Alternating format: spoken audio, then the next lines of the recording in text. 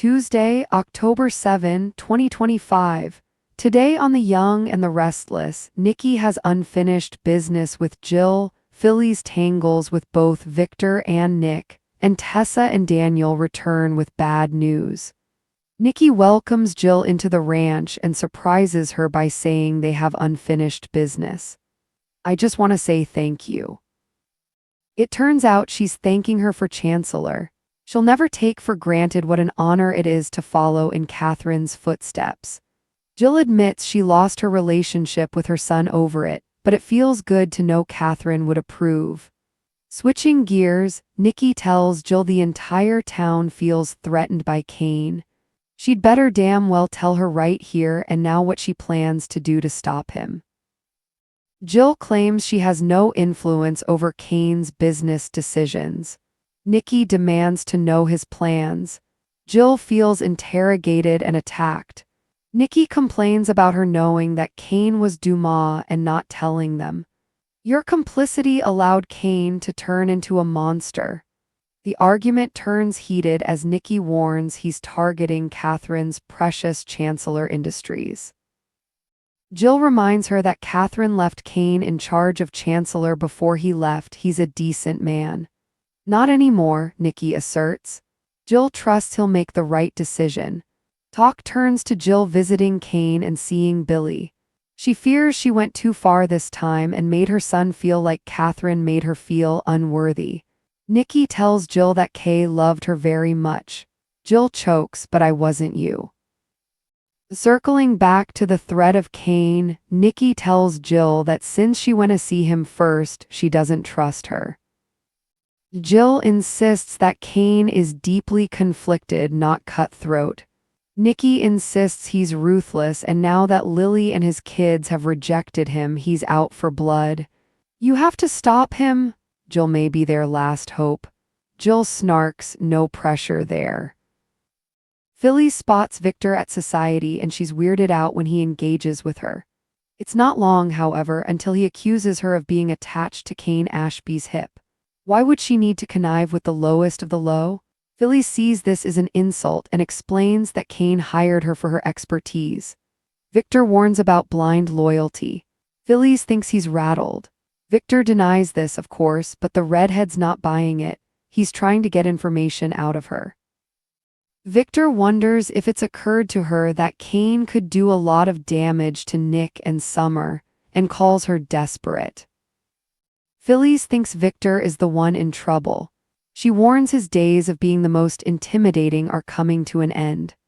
Victor snarks that she and Kane are a perfect fit. They're both cravenly ambitious and want respectability. They deserve each other and their eventual fall. Philly whispers that she brings a hell of a lot to the table. She's grabbing the brass ring and no one is stopping her. Victor says, "We'll see about that," and leaves. Outside, Victor meets Nick and informs him that he can't go to LA right now. He also warns him to think twice about having breakfast there. Nick walks inside and joins Philly's, who asks if he and his dad are playing good cop, bad cop. Nick gets up to speed on her run-in with the mustache and warns they're going to handle Kane. Phillies thinks Ashby's handling them. He has Victor rattled and it's awesome. Nick argues that Kane is diabolical and lots of people will get hurt. Phillies doesn't give a damn about his dad being upset about someone doing to him what he's done to so many others. Nick says it's not just him, it's the family. It's me. They get into it about Phillies feeling judged, like Nick has a choke chain on her. Getting all therapy speak, Nick tells his ex that she's enough.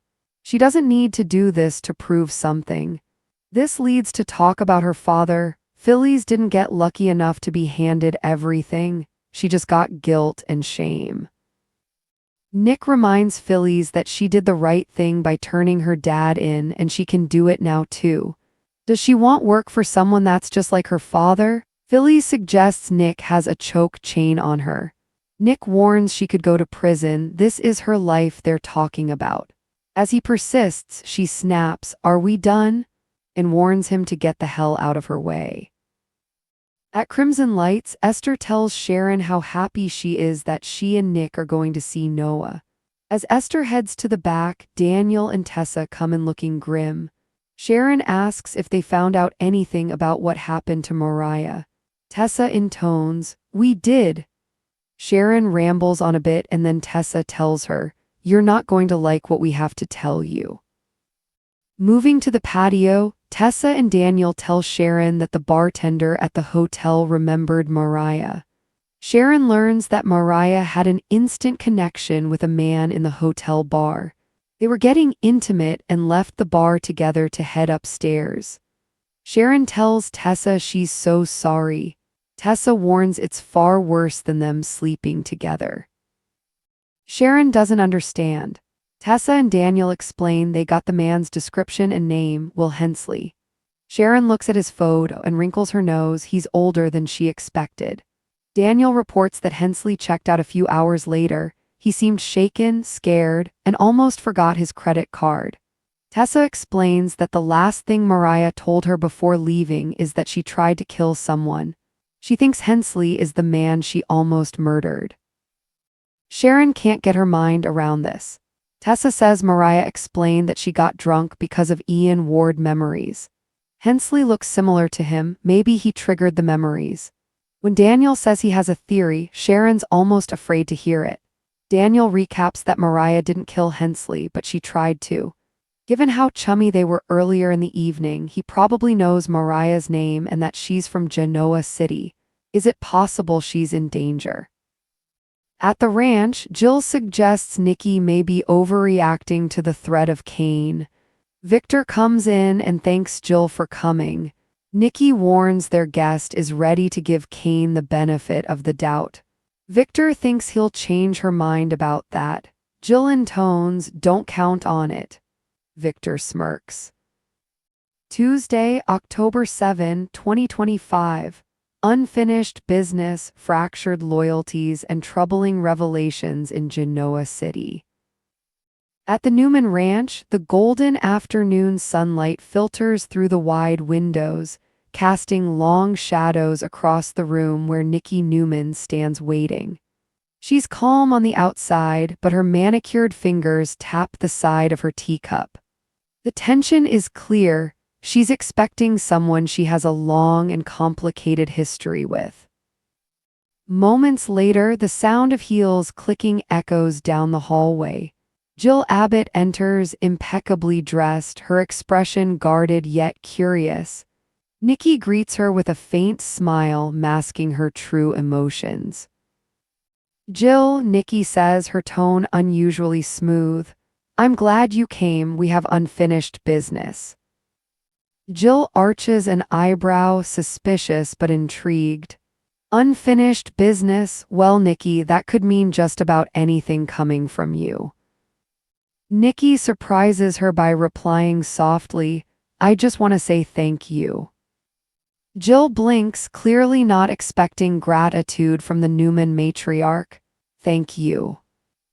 "For Chancellor," Nikki explains, "I'll never take for granted what an honor it is to follow in Catherine's footsteps. You kept that company alive when others would have sold it off for parts.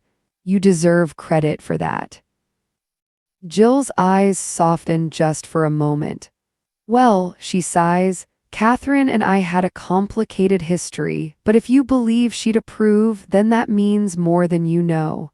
I lost my relationship with my son over that company, Nikki. It cost me more than I care to admit." But Nikki's warmth fades quickly as she changes the subject. Her eyes narrow slightly. "Speaking of losses and costs, let's talk about Kane Ashby." Jill immediately stiffens. "What about him?" "The entire town feels threatened by him," Nikki presses. "And since you were one of the last people to see him, and the only one he still listens to, you'd better tell me what you plan to do to stop him." Jill sighs heavily, clearly irritated. "Oh, for heaven's sake, Nikki, I have no influence over Kane's business decisions anymore. He's a grown man making his own choices." Choices that could destroy Catherine's legacy, Nikki snaps. You knew he was Dumas, that he was hiding under that name, and you didn't tell anyone. Your complicity allowed him to turn into a monster. Jill's temper flares. Don't you dare accuse me of complicity. Catherine trusted Kane, and so did I. Maybe I was wrong to think he could rise above his demons, but I wasn't plotting with him.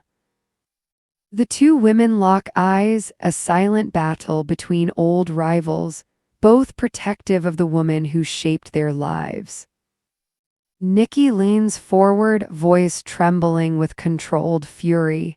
He's targeting Chancellor Industries, Kay's precious company. You know what that means, Jill. You know what he's capable of. Jill exhales, packing slightly. Catherine left him in charge for a reason. She believed he had good in him, and deep down, I think he's still that same man. Not anymore, Nikki insists, voice sharp as glass. I trust he'll make the right decision, Jill retorts, though her tone betrays doubt. Their conversation drifts toward more personal territory. Nikki asks if she's seen Billy lately. Jill nods wearily. Yes, and I fear I went too far this time. I made my son feel like Catherine made me feel unworthy. Nikki softens slightly. Kay loved you, Jill, you know that. Jill gives a sad, nostalgic smile. She loved you more. The moment lingers before Nikki circles back, her businesslike demeanor returning. You visited Kane before anyone else. That tells me you're not being honest about where your loyalties lie. Jill glares. You don't trust me. Not when it comes to him, Nikki admits. Kane's not cutthroat, Jill says defensively. He's conflicted. He's ruthless, Nikki hisses. Lily rejected him. His children won't speak to him. He's out for blood now. You have to stop him, Jill. You may be the only one who can. Jill gives a humorless laugh. No pressure there. At society. Across town, Phyllis Summers sits at the bar sipping a martini when she spots Victor Newman walking in.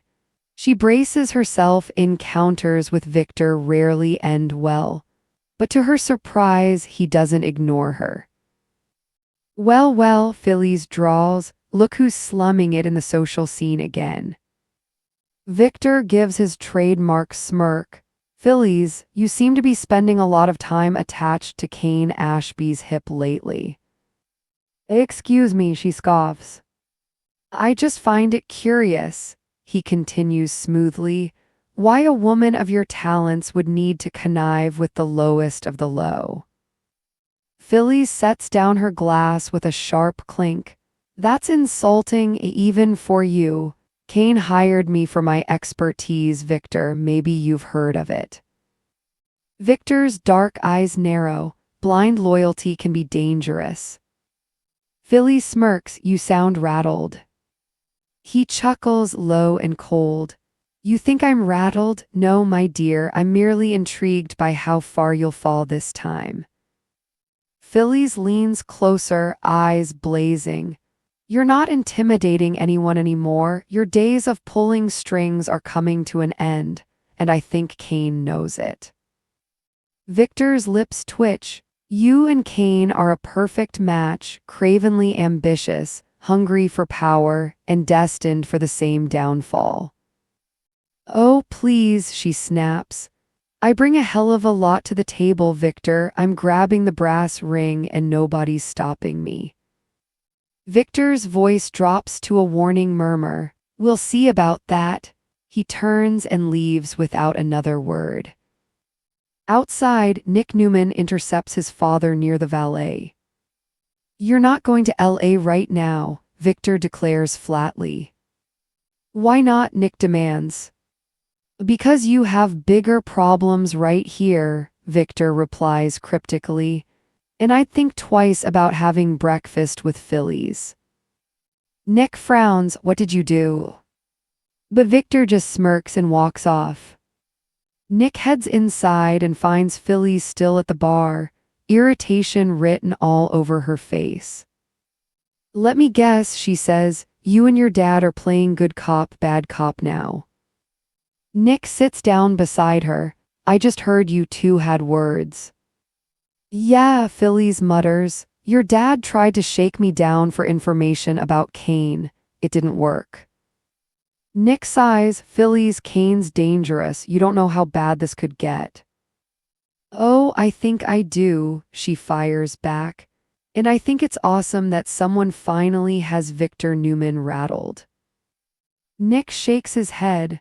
"Kane's diabolical, Phillies. People are going to get hurt." "So what?" she says, her tone defiant.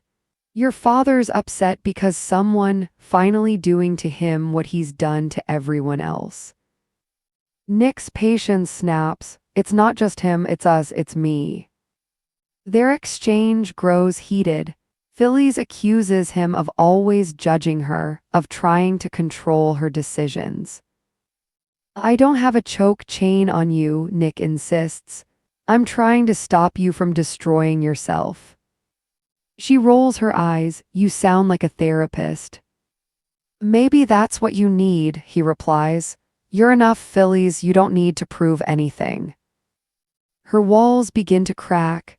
Talk turns to her father, the one man who made her feel worthless. "You don't get it," she says, voice trembling. "You were born into power. I had to fight for every scrap of respect I ever got. My father gave me guilt and shame, nothing else." Nick's tone softens. "You did the right thing when you turned him in. You can do the right thing again now. Kane's no different from him." "Don't you dare compare them," she snaps. "He's manipulating you, Phillies. And if you keep going down this road, you could end up in prison." She stands abruptly, her chair screeching against the floor. "Are we done here?" "Phillies, get the hell out of my way," she says coldly before walking out, leaving Nick staring after her with regret in his eyes. At Crimson Lights. Later that evening, Sharon Rosills and Esther Valentine are chatting near the counter. Esther beams with excitement. "I'm so happy you and Nick are going to visit Noah. You deserve some good news for a change." "Thanks, Esther," Sharon replies warmly. As Esther heads to the back, the door opens and Tessa Porter and Daniel Romolotti step inside. Both look pale and tense. Sharon immediately senses something's wrong. "Did you find out anything about Mariah?" she asks anxiously. Tessa hesitates. "We did." Sharon's eyes widen with hope. "Oh, thank God, tell me everything." Daniel looks grim. "You might not want to hear this, Sharon." "Whatever it is, I need to know." The three move to the patio for privacy. Tessa begins. "The bartender at the hotel remembered Mariah. He said she met a man, someone she clicked with instantly. They spent hours talking, drinking, and they left together." Sharon's stomach drops. "Oh no, Tessa, I'm so sorry." Tessa shakes her head. "It's worse than that, much worse." Daniel slides a photo across the table. "This is him, Will Hensley."